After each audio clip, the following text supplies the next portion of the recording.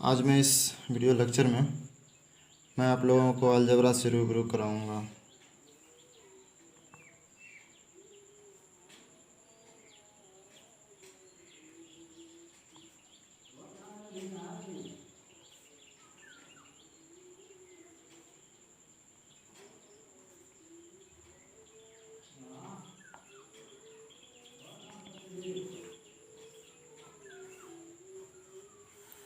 थोड़े से इसकी हिस्ट्री के बारे में जान लेते हैं। लगभग 3500 वर्ष पहले इजिप्ट में अज्ञात संख्याओं को रिप्रेजेंट करने के लिए विभिन्न प्रकार के संकेतों का उपयोग किया गया था। भारत के बहुत बड़े महान गणितज्ञ थे बहुत सारे, जैसे आर्यभट्ट 476 ईसा पूर्व में, ब्रह्मगुप्त 598 ईसा पूर्व में, महावीर 850 ईसा पूर्व में, भास्कराचार्य द्वितीय 1114 ईसा पूर्व में। इन लोगों ने बीजगणित के क्षेत्र में काफ़ी योगदान दिया था। वास्तव में बीजगणित शब्द भारतवर्ष की देन नहीं है, लेकिन अलजेब्रा शब्द की उत्पत्ति अरब से है। एक महान अरेबियन गणितज्ञ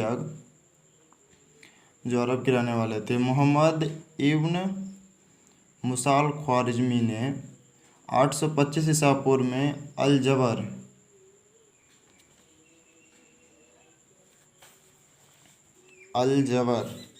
जिस पुस्तक का नाम है अलजबर, इन्होंने ये पुस्तकें लिखी थी। कौन? मोहम्मद इब्न मुसाल ख्वारिज़मी। ये कहाँ के रहने वाले थे? अरेबियन के, और ये गणितज्ञ थे। इन्होंने पुस्तकें लिखी जिसमें अज्ञात राशियों से संबंधित बहुत सारे प्रश्नों को हल करने के लिए वो अपना खुद का नियम दिए। बीजगणित में स्टार्टिंग पॉइंट होती है एडिशन, सब्सट्रैक्शन, मल्टीप्लिकेशन, डिवीज़न। तो स्टार्ट करते हैं बीजगणित की थोड़ी सी पहलुओं से, जिसमें आता है पहला पॉइंट एडिशन। एडिशन का हिंदी मीनिंग जोड़ होता है। लिटरली किसी नंबर जैसे एक्स में बोला जाए कोई डिजिट 5 जोड़ने पर, तो x + 5 इसका आंसर होगा।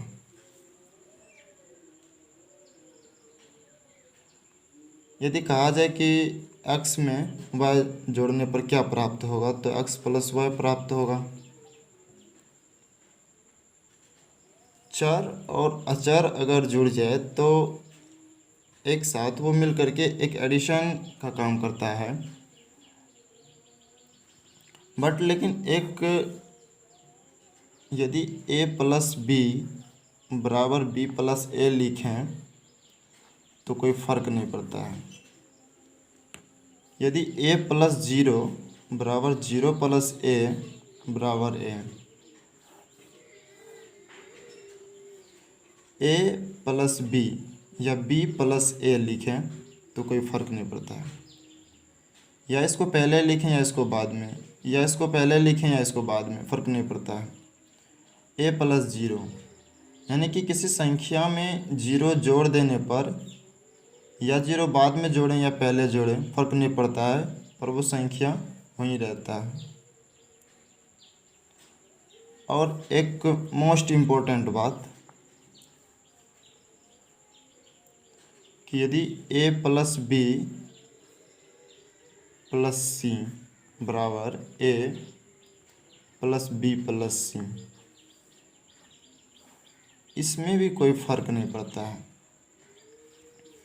b + c को एक साथ जोड़ें, c को बाद में जोड़ें, a को पहले जोड़ें और b + c को एक साथ जोड़ें। ये दोनों जो कंटेंट आएगा सेम वहीं ये दोनों कंटेंट मिल करके आएगा, जो भी आए। बस ये एडिशन का है, इतना ही। और सब्सट्रैक्शन देख लेते हैं नेक्स्ट। ये पहला, एंड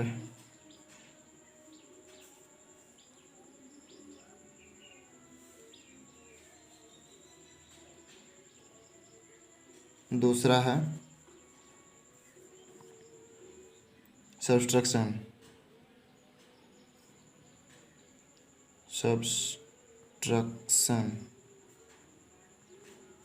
इसका हिंदी मीनिंग होता है घटाओ। नॉर्मल चीज़ है, आप लोग जानते होंगे। लिटरली कोई संख्या x बोल दिया जाए कि इसमें 5 घटाओ, x-5।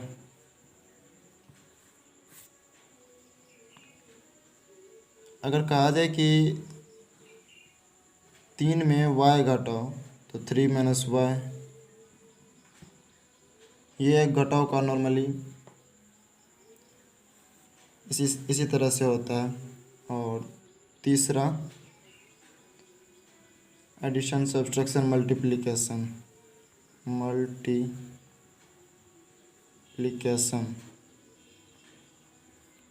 इसका हिंदी मीनिंग होता है गुना। लिटरली कोई संख्या x, इसमें कहा जाए कि 2 से गुना करो, 2x।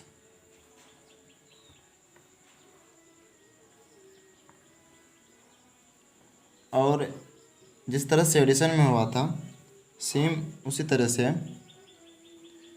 यदि a में कोई संख्या 0 से गुना कर दें और 0 में किसी संख्या को a से गुना कर दे तो वो 0 ही आएगा। एंड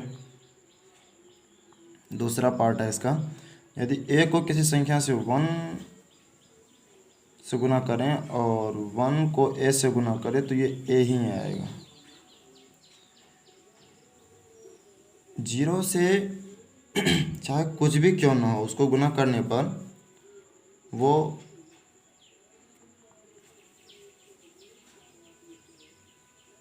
जीरो ही आएगा। और 1 को 1 से गुना करने पर या 1 को a से गुना करने पर वो a ही आएगा।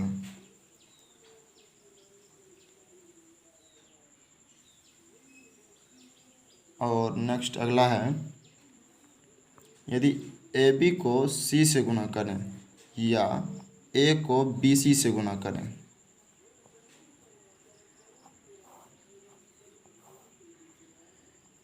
इन दोनों को मल्टीप्लाई करने के बाद और इन दोनों को मल्टीप्लाई करने के बाद जो आएगा वो दोनों के इक्वल होगा, इन दोनों के इक्वल होगा।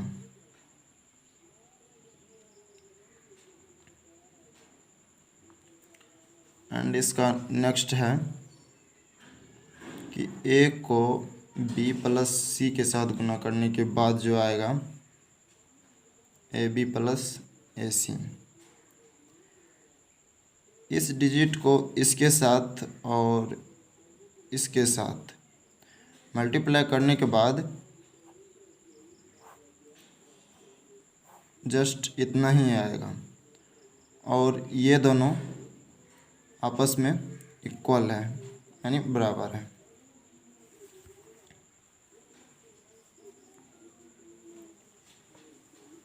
एंड नेक्स्ट पार्ट है मल्टीप्लिकेशन हो गया, इसके बाद है डिवीज़न।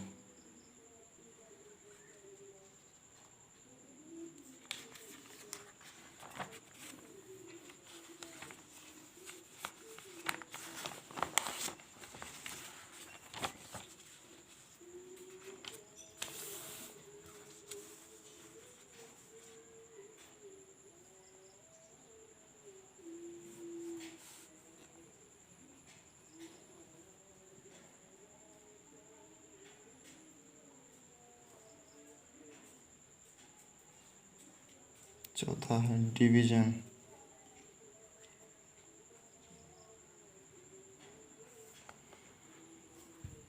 जिसका हिंदी मीनिंग होता है भाग। नॉर्मली इसका पहला पॉइंट है कि किसी संख्या को मान लीजिए x है और उसको y से भाग देंगे, y से भाग देने पर क्या प्राप्त होगा, x अपॉन वाई, जिसको हिंदी में x बट्टा y बोलते हैं। और दूसरा है कि x को 5 से भाग देने पर क्या प्राप्त होगा, x को 10 से भाग देने पर क्या प्राप्त होगा, 10x को 2 से भाग देने पर क्या प्राप्त होगा, 5x।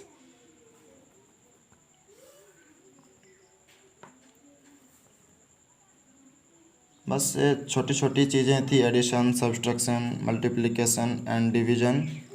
ये सारे चीज़ें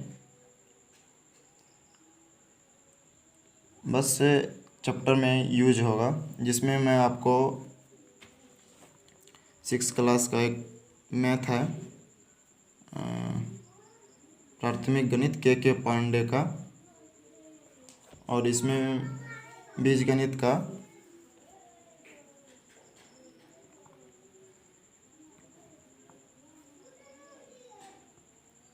एक्सरसाइज नंबर 13.1 मैं आपको इस चैप्टर का पूरा डिस्कशन करूँगा।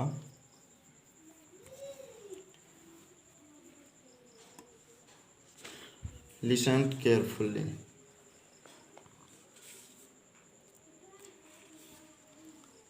आप इसको ध्यान से देखें।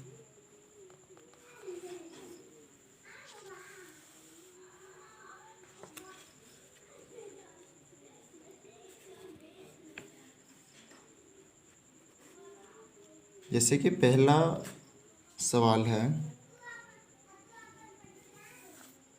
निम्नलिखित पैटर्न को देखें तथा अगली संख्या युग्म को लिखें जिसकी पहली संख्या x है। मैं सवाल लिख रहा हूँ, आपको सवाल नहीं लिखना है। 2, 5, 3, 6, 4, 7,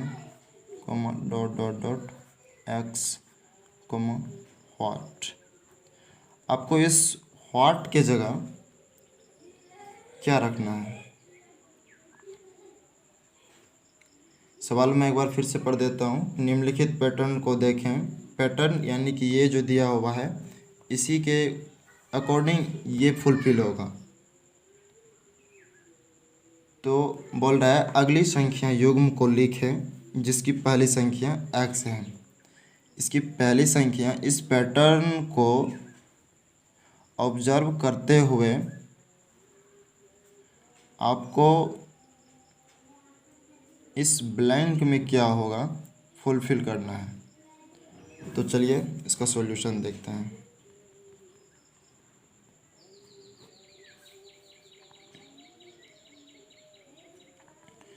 टू में ऐड करेंगे 3 तो आएगा 5, 3 में ऐड करेंगे 3 तो आएगा 6, 4 में ऐड करेंगे 3 आएगा 7।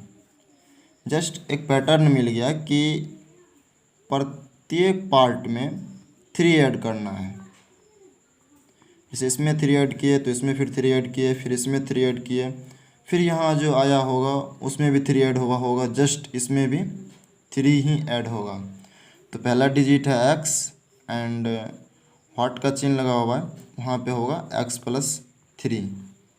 जस्ट पहला बताए थे एडिशन, एडिशन का ही पार्ट है x प्लस 3, इसका आंसर होगा।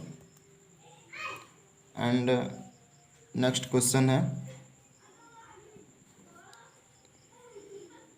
निम्नलिखित पैटर्न को ध्यानपूर्वक देखें तथा अगली 3 संख्या युग्मों को लिखें।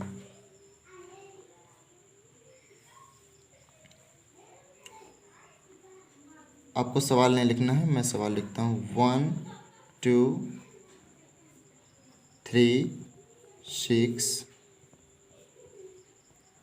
5, 10, 7, 14। First blank, second blank and third blank. Just imagine कि पैटर्न क्या है इन सब का। आपको पैटर्न देखना है।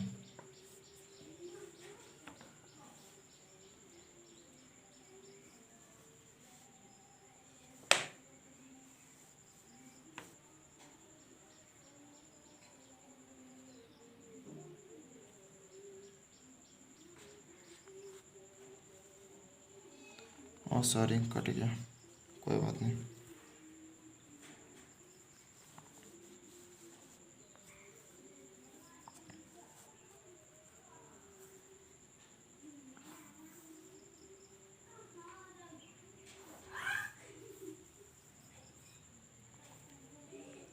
हाँ, तो आपको पैटर्न देखना है। जैसे वन, वन का डबल टू, थ्री, थ्री का डबल सिक्स, फाइव, फाइव का डबल टेन, सेवन, सेवन का double 14। Just one, three, five, seven, nine, just 11, just 13, nine का डबल 18, एक फुलफिल हो गया। जस्ट इसी तरह से 11 का डबल 22 एंड 13 का डबल 26।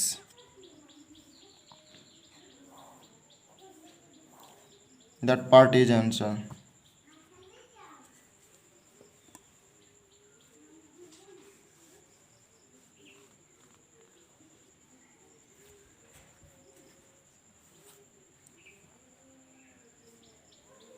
और तीसरा सवाल है,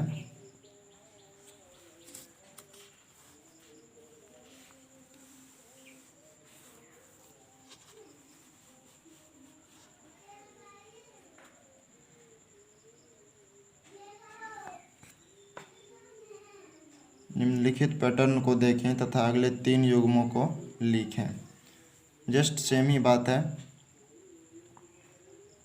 18, 12, 17, 11, 16, 10। जस्ट इसके बाद 3 और क्या होगा वो बोल रहा है। 18 में 6 सब्सट्रैक्ट करेंगे 12 आएगा। 17 में 6 सब्सट्रैक्ट करेंगे 11 आएगा। 16 में 6 सब्सट्रैक्ट करेंगे 10 आएगा। जस्ट एक पैटर्न आपको ऑब्जर्व करना है। जस्ट अगर ऑब्जर्व हो गया तो सवाल का आंसर 1 सेकंड में आ जाएगा।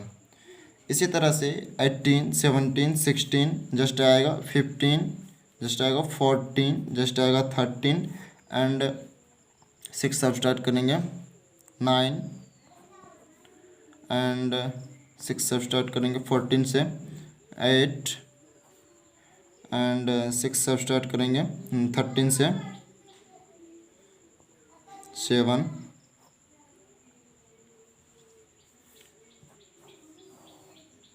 That part is answer.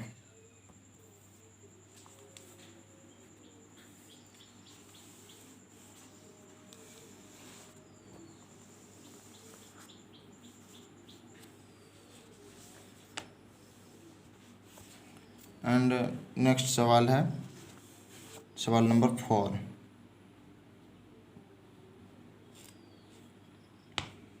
निम्नलिखित पैटर्न आपको सवाल में लिखना है। देखिए, निम्नलिखित पैटर्न को देखें तथा इसके nवें पद को लिखें तथा 20 प्राकृत संख्याओं का योगफल ज्ञात करें। पहला पैटर्न देखते हैं। 1, 1 equal to 1 into 1 plus 1 upon 2 बराबर 1। 1 को 1 ही लिखा है, लेकिन इस पार्ट में कुछ कैलकुलेशन किया है। इस कैलकुलेशन को देखते हैं। 1 into 1 plus 1 upon 2, 1 into 1 plus 1 2 upon 2, 2 से 2 कैंसिल हो जाएगा, आ जाएगा 1 क्रॉस 1 बराबर 1, यानी कि 1 बराबर 1 बराबर 1। एक पैटर्न मिल गया कि तीनों पार्ट इक्वल होना चाहिए। एक पैटर्न मिल गया कि तीनों पार्ट इक्वल होना चाहिए। जस्ट ये पहला हो गया। और दूसरा देखते हैं।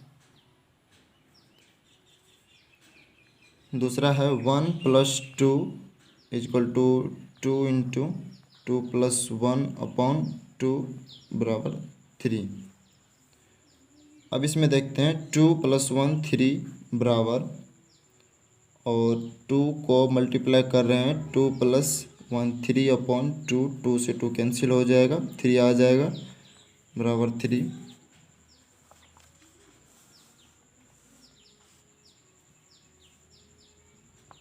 बराबर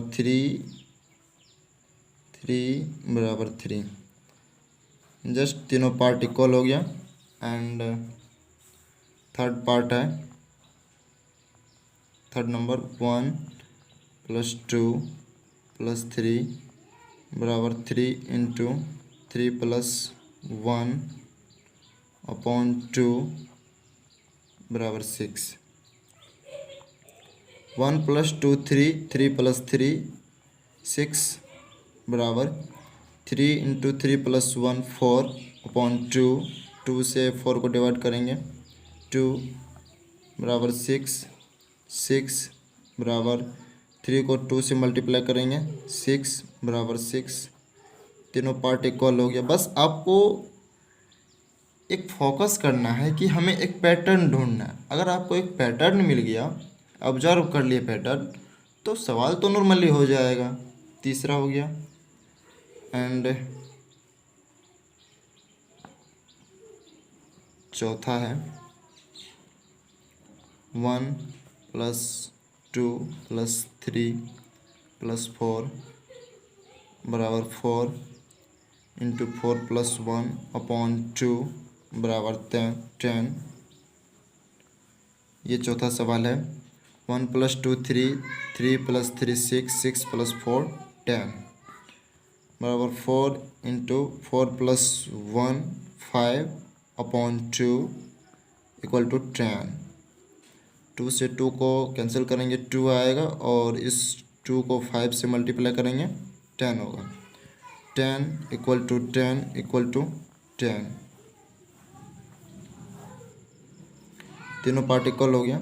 आपको बस एक पैटर्न ऑब्जर्व करना है सच दैट कि यहाँ भी 1 तीनों पार्ट इक्वल है, जस्ट यहाँ भी 3rd तीनों पार्ट इक्वल है, जस्ट यहाँ भी 6 तीनों पार्ट इक्वल है, एंड 4th नंबर का ये भी तीनों पार्ट इक्वल है। ये एक पैटर्न हमें मिल गया।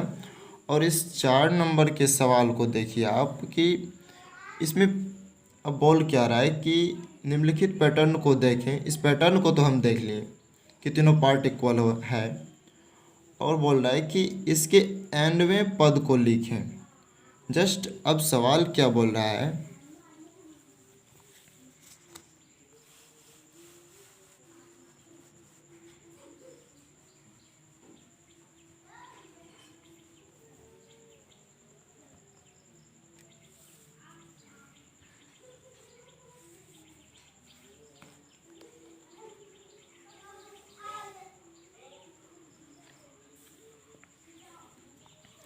सवाल क्या बोल रहा है कि निम्नलिखित पैटर्न को देखें। पैटर्न ऑब्जर्व हो गया है, तीनों पार्ट इक्वल होता है, एंड इसके nवें पद को लिखें तथा 20 प्राकृत संख्याओं का योगफल ज्ञात करें। अच्छा, एक सेकेंड। nवें पद को लिखें, जैसे इसमें 1+2 + 3 + 4, ठीक है। इस 4 को पहले लेते हैं और जस्ट 4 + 1/2 डिवाइड करते हैं। जस्ट एक पैटर्न ये भी है कि 1+2 + 3, 3 को पहले लेते हैं और 3 में एक ऐड करके उसे 2 से डिवाइड करते हैं, और इसका ऑब्जर्वेशन 6 आता है। जस्ट सेम पैटर्न यही है कि 1+2, और इस लास्ट डिजिट से इसको मल्टीप्लाई करते हैं 2 + 1/2 करते हैं, और इसका ऑब्जर्वेशन 3 आता है, और तीनों पार्ट सेम होता है। तो nवें पद के लिए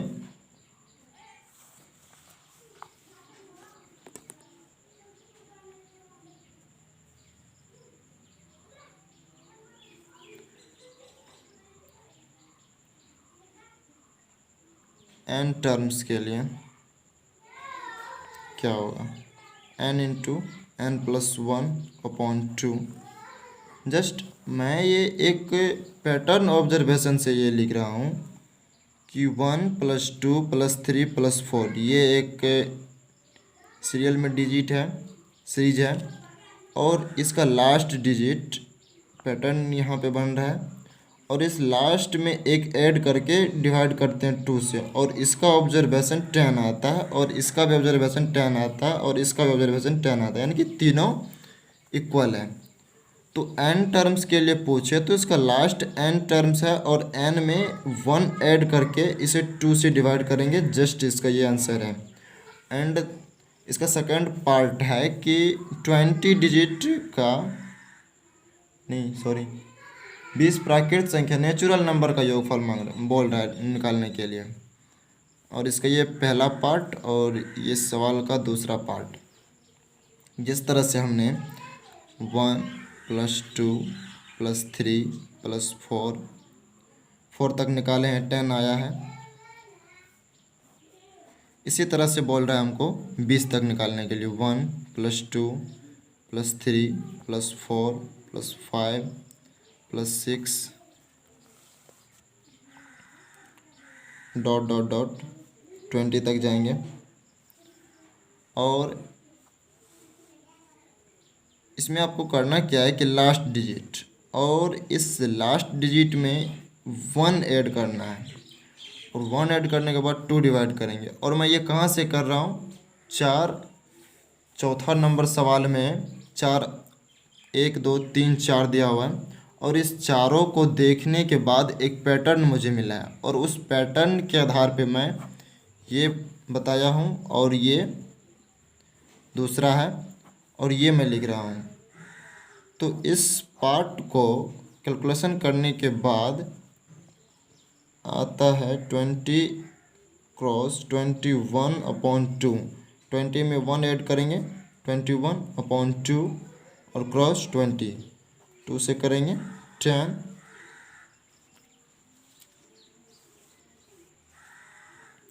और ये आ जाएगा 210, यानी 210, इसका ये आंसर होगा।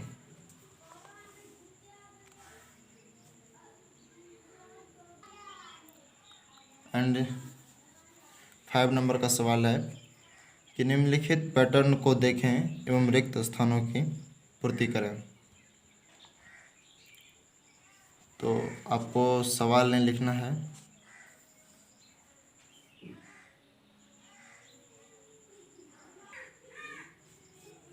यस। तो 5 नंबर का सवाल है, निम्नलिखित पैटर्न को देखें एवं रिक्त स्थानों की पूर्ति करें।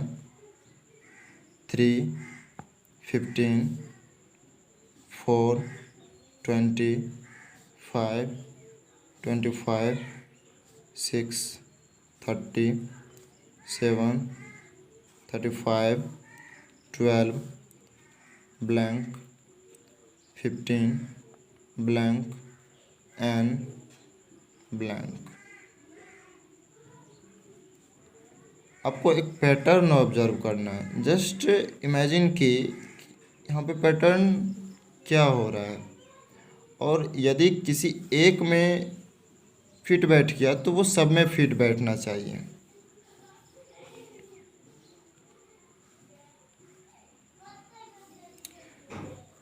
इमेजिन दैट सच एज 3 को 5 से मल्टीप्लाई करने पर, यानी कि इस सारे डिजिट में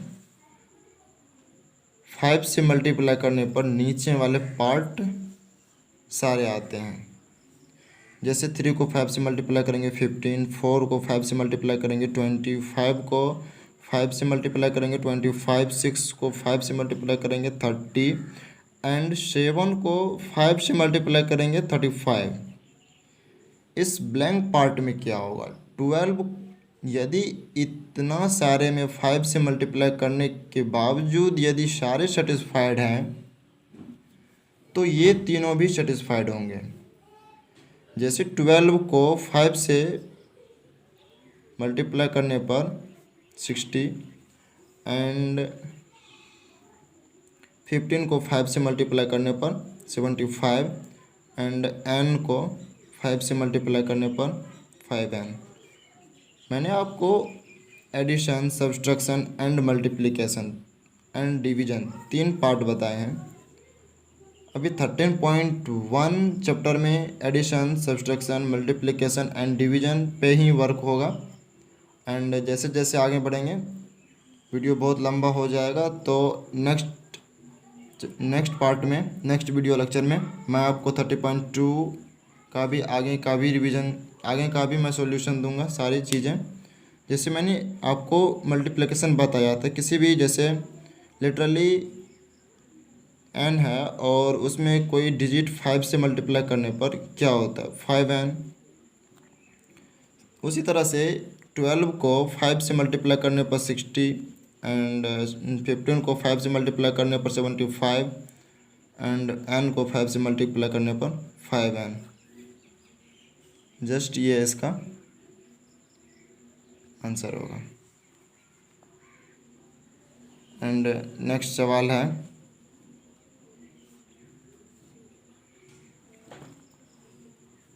6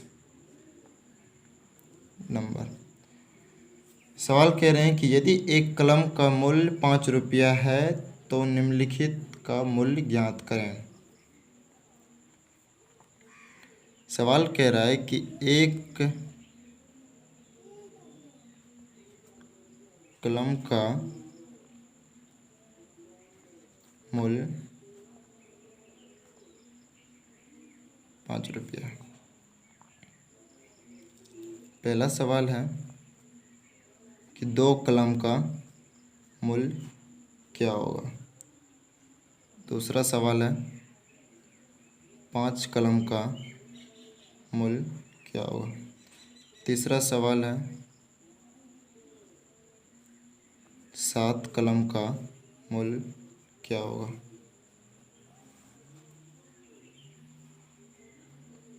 मल्टीप्लिकेशन है। पहला, एक कलम का मूल्य 5 रुपया है तो 2 कलम का मूल्य कितना होगा। यदि एक कलम का मूल्य 5 रुपया है तो 2 कलम का मूल्य कितना होगा 10 रुपया।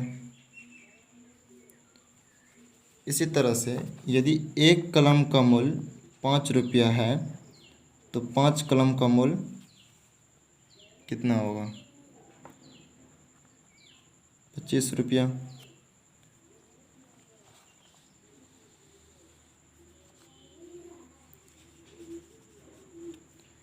यदि एक कलम का मूल्य 5 रुपया है तो 7 कलम का मूल्य कितना रुपया होगा 35 रुपया।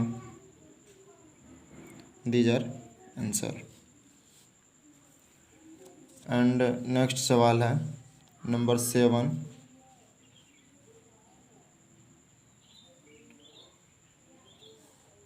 निम्नलिखित को गुणनखंड के रूप में लिखें।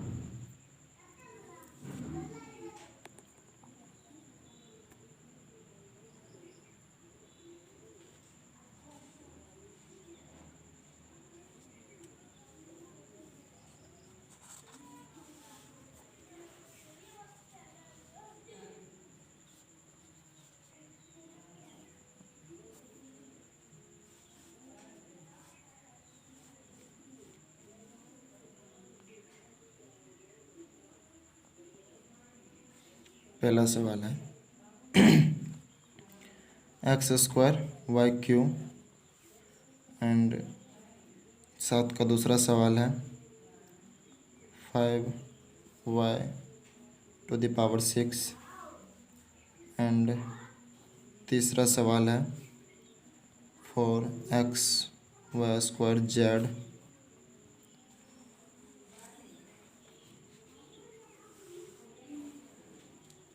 और चौथा सवाल है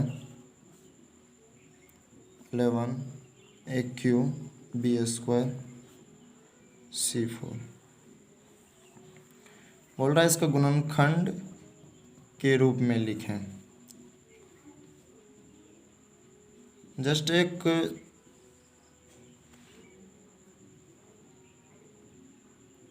जस्ट मैं आपको एक छोटा सा एक्सप्रेशन बताता हूँ कि अगर गुणनखंड के रूप में लिखने के लिए बोला जाए तो आप कैसे लिखेंगे।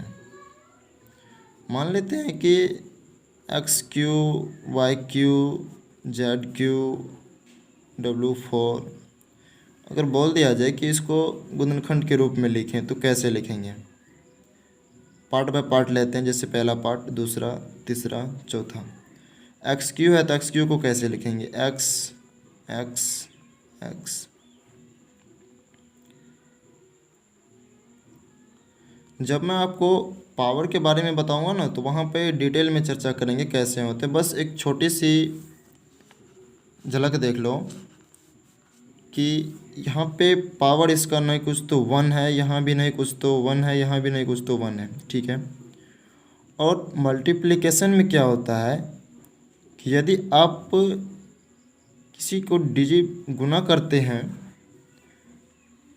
तो उसका पावर ऐड होता है। जब मैं आपको घातांक पढ़ाऊंगा ना तो वहाँ पे इन सारी बातों को डिटेल में चर्चा करेंगे। तो x पे पावर 1 प्लस 1 प्लस 1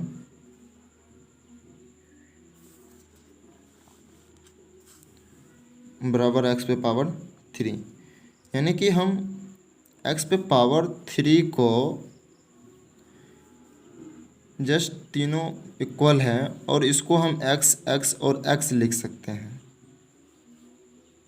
यानी कि x x x तीनों को हम लिख सकते हैं। यस, इसी का ये गुणनखंड है। तो सवाल है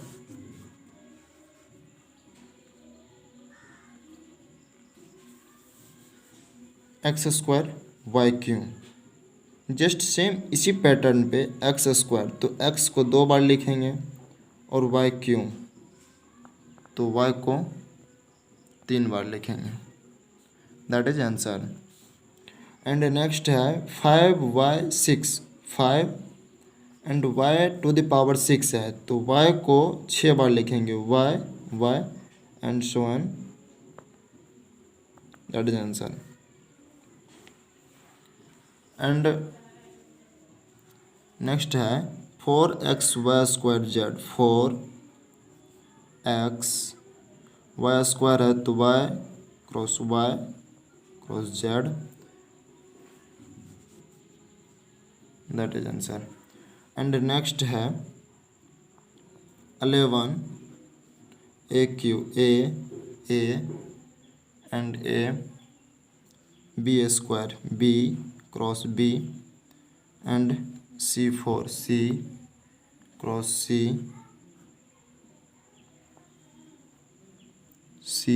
cross C, that is answer. 7 number का 4 पार्ट था, चारों का हो गया।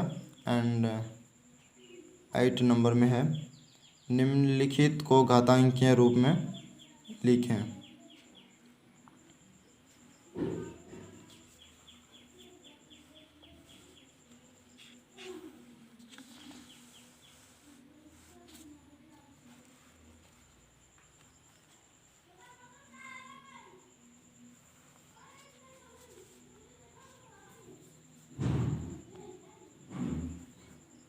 Question number 8।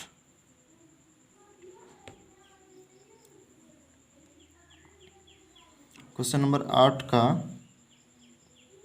पहला सवाल है y cross y dot dot 10 terms, तो इसको y टू द पावर 10 लिखेंगे, just pattern according to pattern. And दूसरा सवाल है x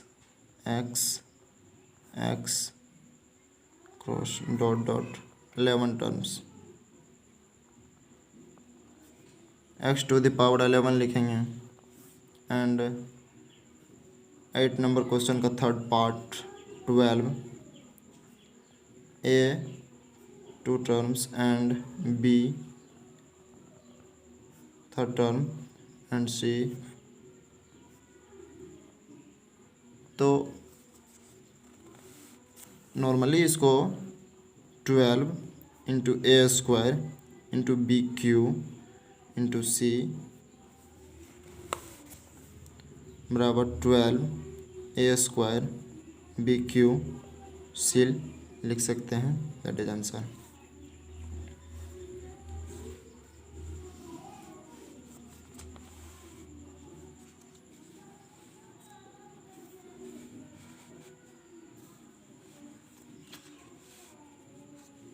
एंड नेक्स्ट सवाल है थर्ड पार्ट तक हो गया था। Fourth part 3 cross Z cross Z cross Z 3 बार है एंड वाई वाई 2 टर्म्स है एंड एक्स।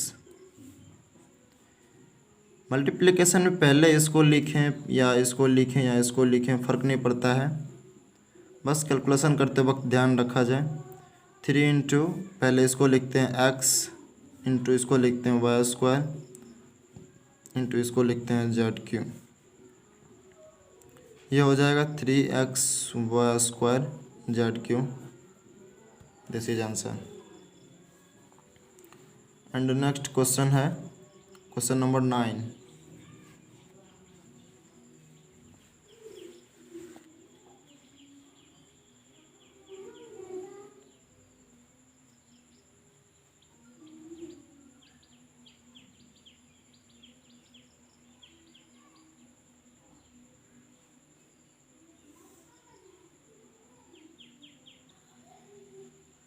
मैंने आपको सबसे पहले ही addition subtraction multiplication and division बताया था, बस जस्ट उसी का एक्सप्रेशन है क्वेश्चन नंबर 9 में। और क्वेश्चन नंबर 9 का पहला क्वेश्चन है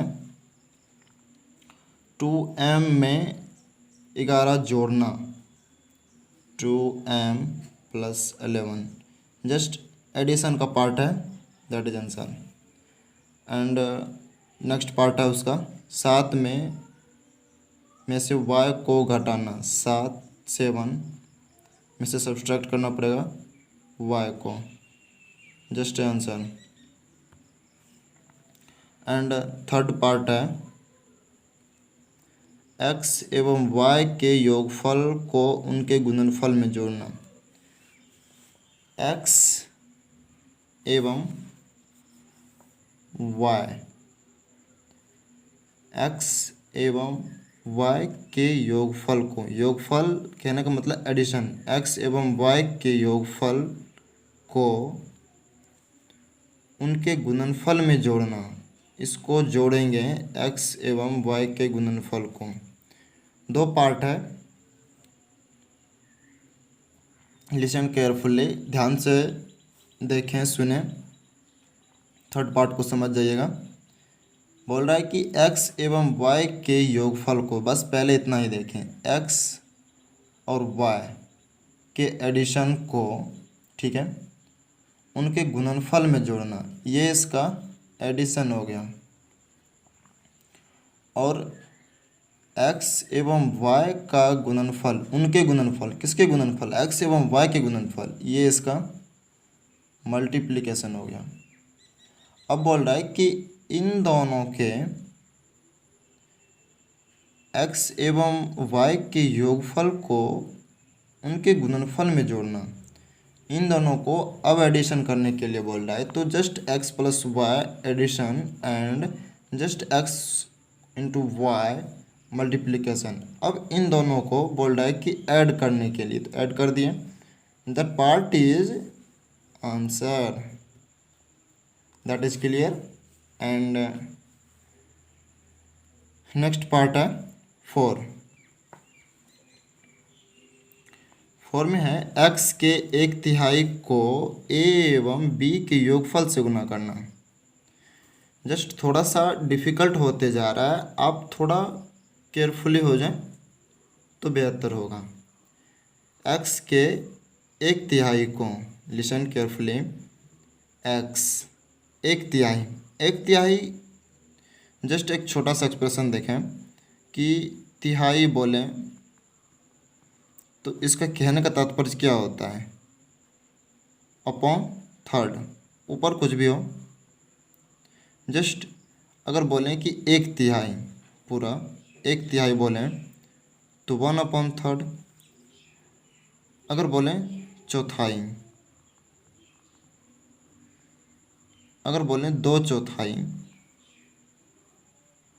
तो 2/4। तो ये कैलकुलेशन करके हो जाएगा 1/2, या तो इसको 0.5 या 0.5 भी लिख सकते हैं, कोई दिक्कत नहीं है। तो जस्ट इसी का यूज करेंगे क्वेश्चन नंबर 9 के पार्ट 4 में। x के 1/3, x के 1/3, ठीक है,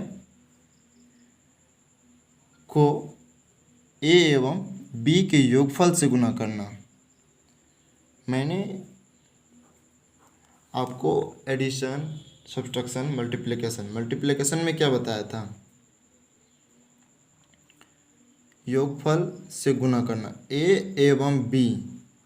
यहाँ आप ध्यान से देखें कि x के 1/3, ठीक है, जस्ट x के 1/3 को a एवं b के योगफल, जस्ट इतना देखें, a एवं b के योगफल से गुना करना। According to question this part is and this part is together multiplication. x के 1/3 को a एवं b के योगफल से गुना करना। कैलकुलेशन करके हो जाएगा x/3 cross a plus b, x/3 a plus b। Just इस x को 1 से मल्टीप्लाई करेंगे तो x हो जाएगा x/3, और इस पार्ट को इससे मल्टीप्लाई करना पड़ेगा, और ये हो जाएगा x/3 cross a plus b, और ये हो जाएगा x/3 a plus b। That is answer. And next है क्वेश्चन नंबर 9 का पार्ट 5। क्वेश्चन बोल रहा है कि y को -5 से गुना करके परिणाम को 16 में जोड़ना। y को मल्टीप्लिकेशन है, -5 से गुना करके ये जो रिजल्ट आएगा, इस रिजल्ट को 16 में जोड़ना है या 16 जोड़ना है। बताए थे आपको a प्लस b लिखें या b प्लस a लिखें बराबर होता है। 16 में जोड़ना है या 16 को जोड़ना है, बराबर है। जस्ट एडिशन का पार्ट है, तो इसको कैलकुलेशन करने के बाद हो जाएगा -5y + 16, या इसको लिख सकते हैं, इसको इस पार्ट पे और इसको इस प्लेस पे, 16 - 5y आंसर। एंड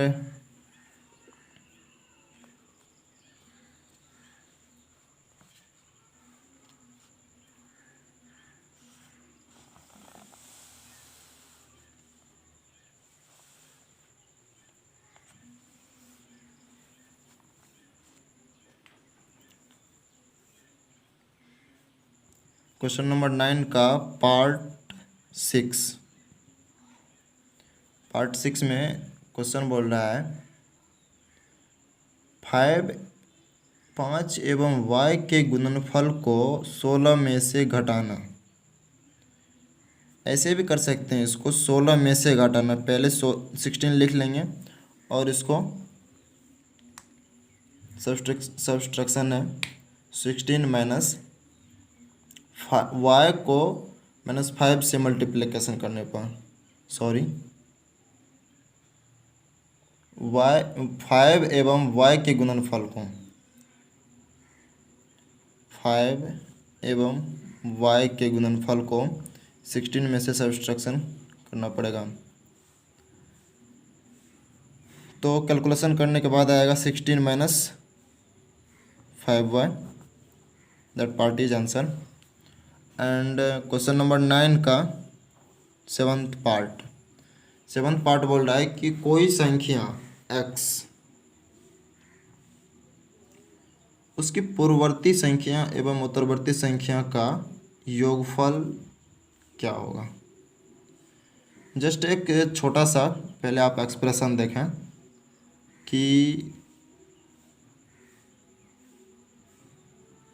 पूर्ववर्ती क्या होता है। नेक्स्ट उत्तरवर्ती एक्सप्लेन। पूर्ववर्ती जैसे मान लेते हैं कि कोई टर्म्स x है और इसका बैक जाना पड़ेगा।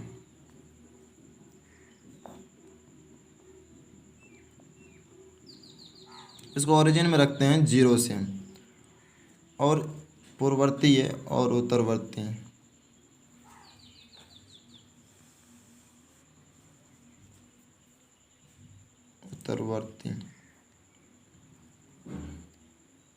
इस पॉइंट से यदि राइट हैंड साइड आगे बढ़ेंगे तो उत्तरवर्ती होगा, और इस पॉइंट से लेफ्ट हैंड साइड आगे बढ़ेंगे तो पूर्ववर्ती होगा। तो जस्ट इसका नेक्स्ट टर्म होगा x-1, क्योंकि इस टर्म पे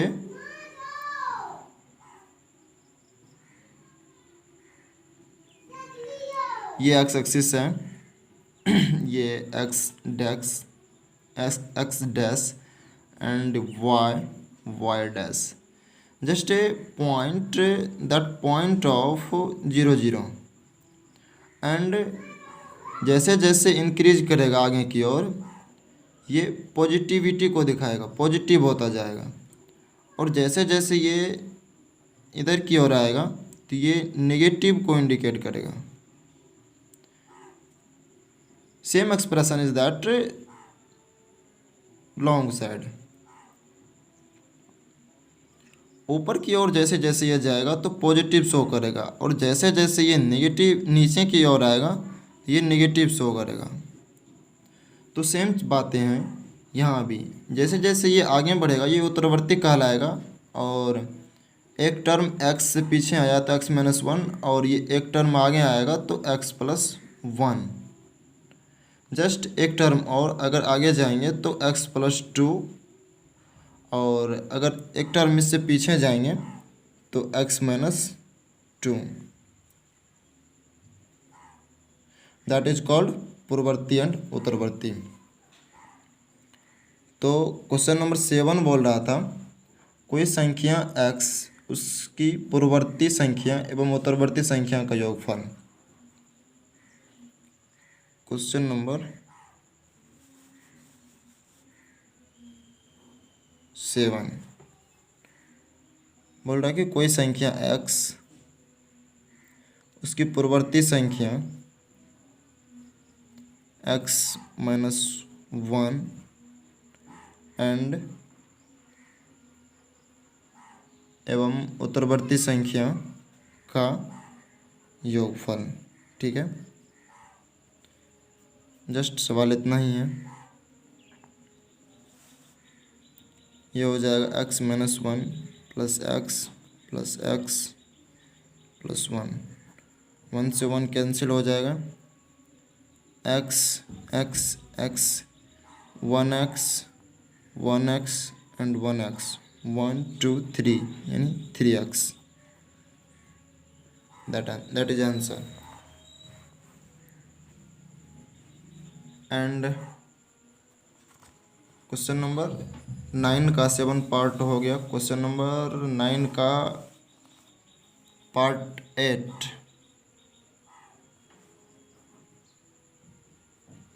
पार्ट 8 में बोल रहा है कि x के 2 गुने को y के 3 गुने में जोड़ना। x के 2 गुने को y के 3 गुने में जोड़ना। मैंने आपको अलजेब्रा स्टार्ट करते ही शुरू पीरियड में मल्टीप्लिकेशन बताया था। अब याद करें, क्वेश्चन नंबर 9 का 8वां पार्ट में उसका जरूरी पड़ गया है। x के दोगुने को x और इसको 2 से मल्टीप्लाई करेंगे, ये हो जाएगा 2x, यानी x के दोगुने, ये x का दोगुना है 2x, को y के 3 गुने में जोड़ना।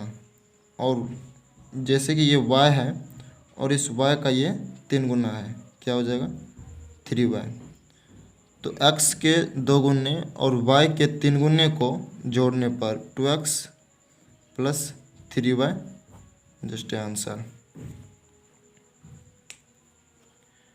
क्वेश्चन नंबर 9 का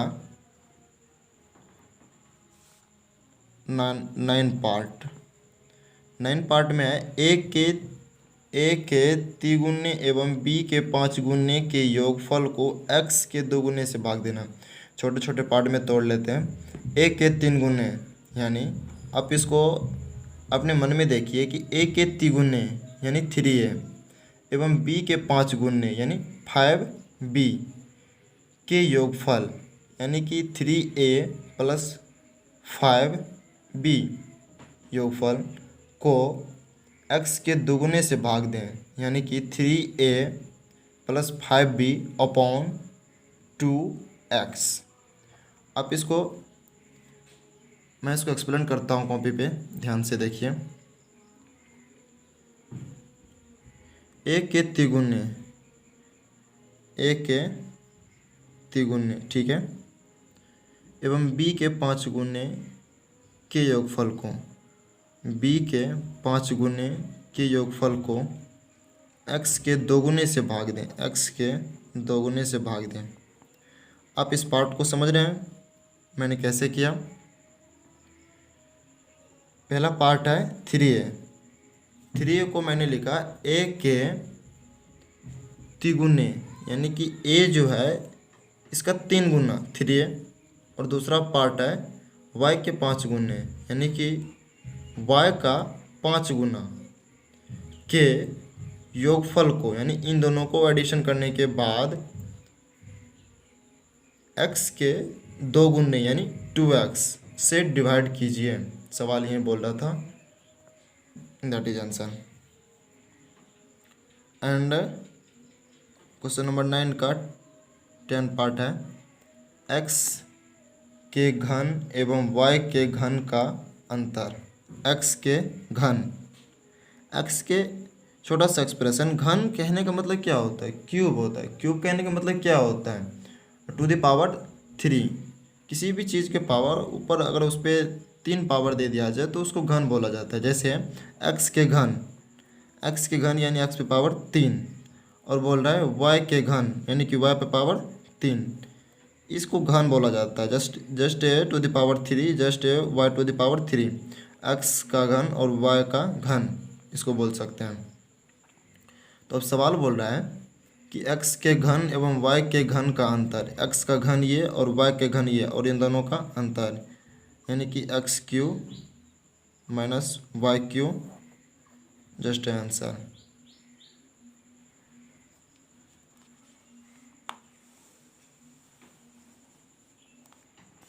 एंड क्वेश्चन नंबर 9 का नेक्स्ट पार्ट है 11।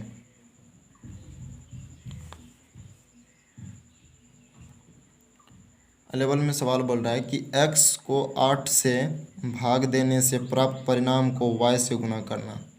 छोटे छोटे पार्ट में देख लेते हैं।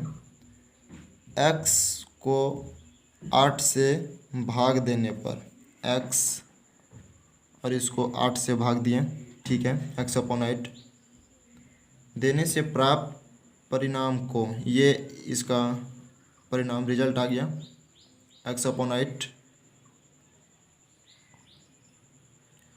y से गुना करना, इसको y से गुना कर दिए तो कैलकुलेशन करने के बाद आएगा xy/8, या इसको ऐसे भी लिख सकते हैं 1/8 xy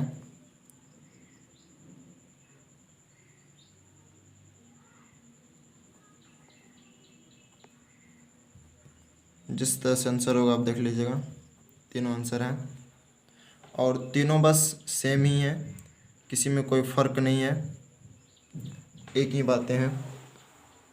और क्वेश्चन नंबर 9 का लास्ट पार्ट यानी कि पार्ट नंबर 12 बोल रहा है कि x एवं y के वर्ग के योगफल को a एवं b के अंतर से भाग देना। x एवं y के वर्ग, जिस तरह से छोटा सा एक्सप्रेशन कि जिस तरह से x का घन x क्यू, y का घन y क्यू, उसी तरह से x का वर्ग x स्क्वायर, y का वर्ग y स्क्वायर। तो सवाल में बोल रहा है कि x एवं y के वर्ग के योगफल को x का वर्ग x स्क्वायर और y का वर्ग y स्क्वायर, ठीक है। बोल रहा है कि x एवं y के वर्ग यानी इसका स्क्वायर और इसका स्क्वायर, ठीक है। हाँ, ठीक है। और इन दोनों के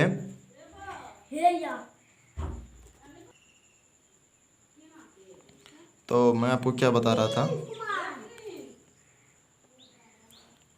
हाँ तो मैं आपको बता रहा था x एवं y के वर्ग, x का वर्ग एवं y का वर्ग, इन दोनों वर्गों का योगफल यानी एडिशन। x एवं y के वर्ग के योगफल को a एवं b के अंतर से भाग देना। a एवं b के अंतर यानी माइनस। आप इस पार्ट को समझ रहे हैं। x के वर्ग यानी x स्क्वायर प्लस y के वर्ग यानी y स्क्वायर के योगफल, इन दोनों का योगफल को a एवं b के अंतर से भाग देना यानी भाग दिए इसको, दैट इज आंसर। मैंने आपको इस क्लास 6 मैथ का पहला चैप्टर बताया हूँ अलजेब्रा का 13.1 यानी 13.1। आपको कैसा लगा कमेंट में बताइए। और वीडियो अगर मैं 13.2 13.2 अगर स्टार्ट करता हूँ तो वीडियो बहुत लंबा हो जाएगा, तो आप इसको अच्छे से पढ़िए, देखिए। और नेक्स्ट वीडियो लेक्चर में मैं आपको 13.2 का वीडियो सॉल्यूशन दूंगा। पहले आप खुद से कलम पेन लीजिए, सवाल को देखिए, पहले आप अपने से बनाइए, फिर आप इस सॉल्यूशन पे आइए। ठीक है, थैंक यू वेरी मच।